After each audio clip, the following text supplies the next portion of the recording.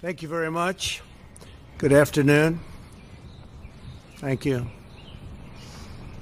I'm here today to talk about our relationship with China and several new measures to protect American security and prosperity.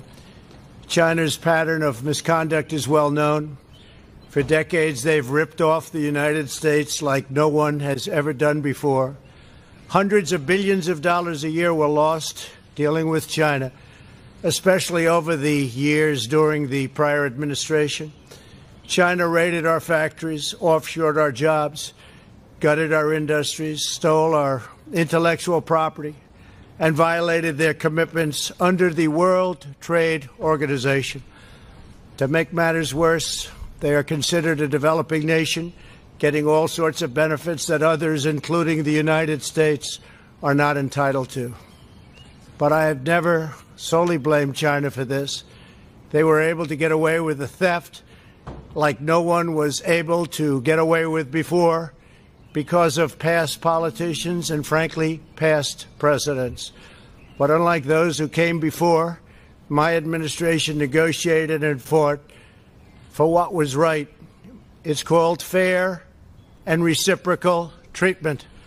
China has also unlawfully claimed territory in the Pacific Ocean, threatening freedom of navigation and international trade. And they broke their word to the world on ensuring the autonomy of Hong Kong. The United States wants an open and constructive relationship with China, but achieving that relationship requires us to vigorously defend our national interests. The Chinese government has continually violated its promises to us and so many other nations. These plain facts cannot be overlooked or swept aside. The world is now suffering as a result of the malfeasance of the Chinese government. China's cover-up of the Wuhan virus allowed the disease to spread all over the world, instigating a global pandemic that has cost more than 100,000 American lives and over 1 million lives worldwide. Chinese officials ignored their reporting obligations to the World Health Organization and pressured the World Health Organization to mislead the world when the virus was first discovered by Chinese authorities. Countless lives have been taken and profound economic hardship has been inflicted all around the globe. They strongly recommended against me doing the early ban from China, but I did it anyway and was proven to be 100% correct. China has total control over the World Health Organization, despite only paying $40 million per year compared to what the United States has been paying, which is approximately $450 million a year. We have detailed the reforms that it must make and engage with them directly, but they have refused to act.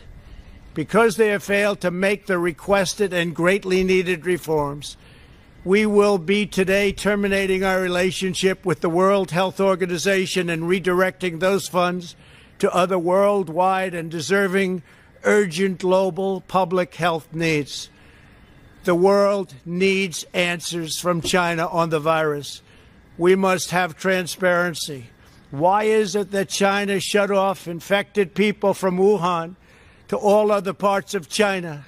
It went nowhere else. It didn't go to Beijing. It went nowhere else. But they allowed them to freely travel throughout the world, including Europe and the United States.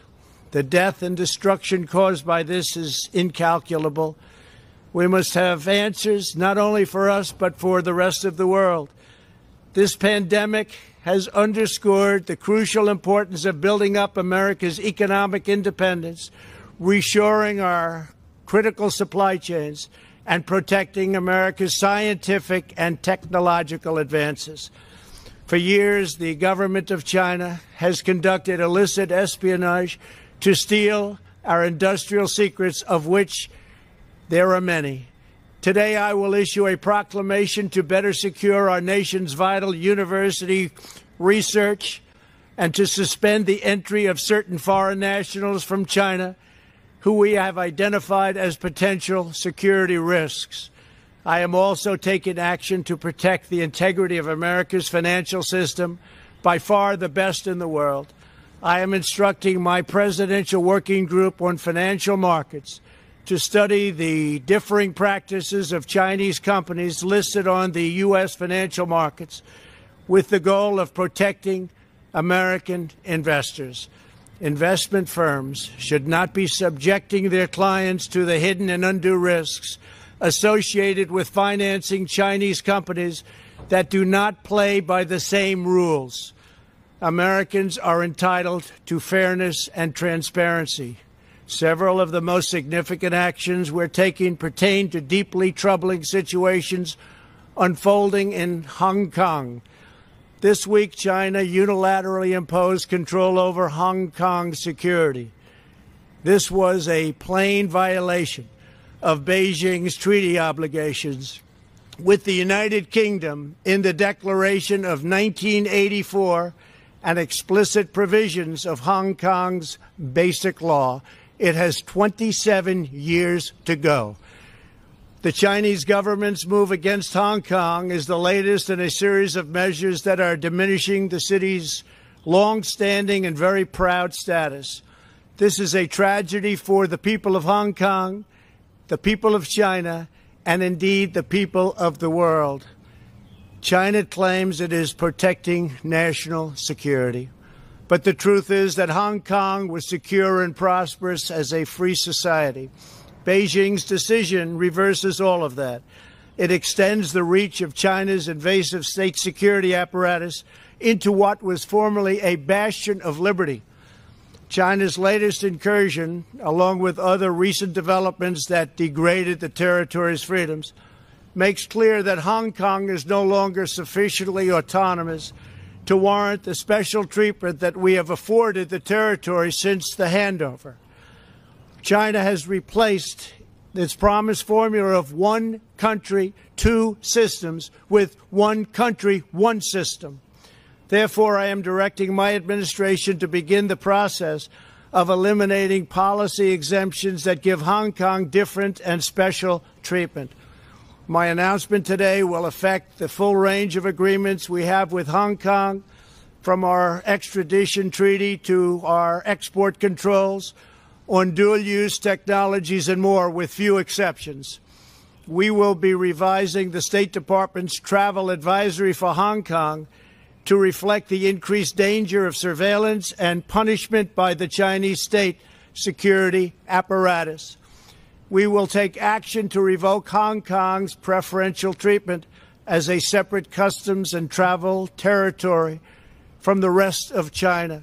The United States will also take necessary steps to sanction PRC and Hong Kong officials directly or indirectly involved in eroding Hong Kong's autonomy and just, if you take a look, absolutely smothering Hong Kong's freedom.